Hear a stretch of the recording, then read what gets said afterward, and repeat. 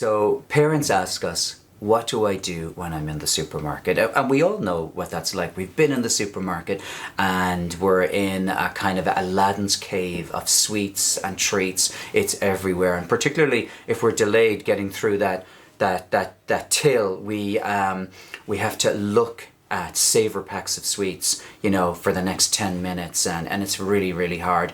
I would think, particularly if you have a child who's maybe more demanding, who's better at keeping up that argument, and a strong-willed child, something that parents can do in advance is have what's called a planned activity routine. So a planned activity routine means we're going to do something that I know my child will find challenging. And that could be a long wait somewhere, it could be a long drive, but it could be going to the supermarket where I know he's going to demand lots and lots of treats, or he's going to grab things. We sit our child down and we talk really, really calmly in advance of going to the supermarket. And we say, Timmy, you're a great chap and things go really, really well, but there's something that's kind of difficult. There's something that you and I argue a lot about, and maybe Timmy might say, yeah, that time that I threw myself around the supermarket floor or whatever it was, or he won't say that. And you say, well, remember the last time? A couple of times now we've been to the supermarket and it's been really, really difficult. And then we tell our child why it was difficult. It was difficult because we had a treat in the shopping trolley that we were going to have after dinner tonight, or on Saturday. We weren't going to be buying more treats, and remember, you got really, really upset, and you hurt yourself in the trolley or whatever happened, and so plan for that and say, we're going to the supermarket later today. Let's come up with some rules.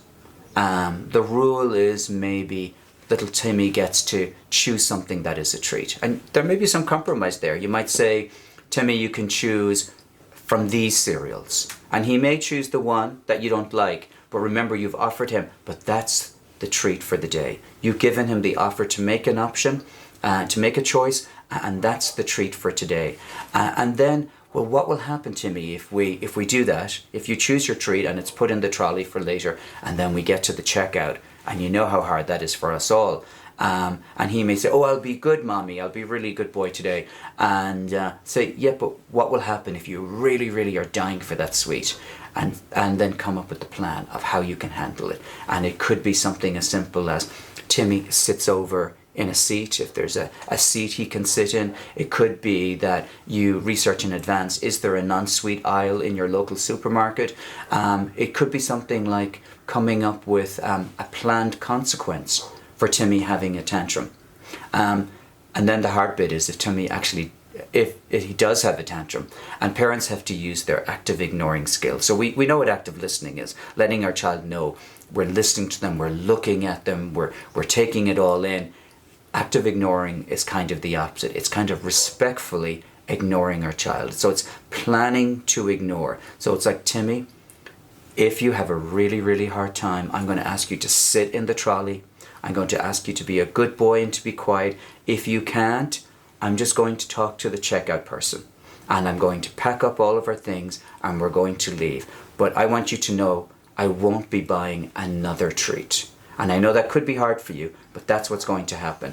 And then if you get through that day and, Timmy's kind of okay, make sure that you descriptively praise him. So you don't say, Timmy, you're the best boy in the world.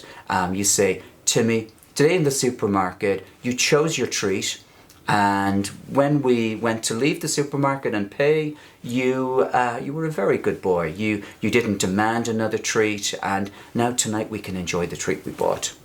And so just what you're doing is you're preparing him for it, and you're thinking in advance, what will I do if it goes wrong?